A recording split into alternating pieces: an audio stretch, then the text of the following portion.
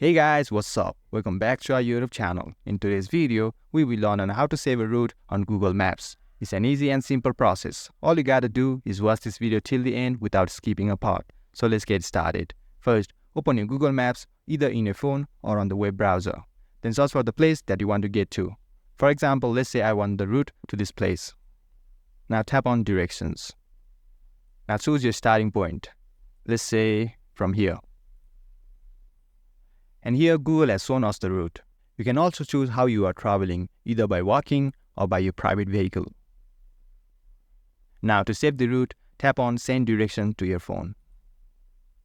For now, I only have email as an option. If you are using phone, you will have multiple options and you can choose any one of them.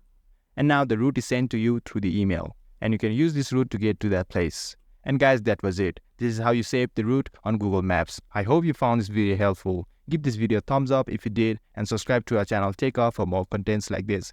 Feel free to drop any of your queries or questions in the comment section below. I'll get right back to you. Thanks for watching and see you in next video.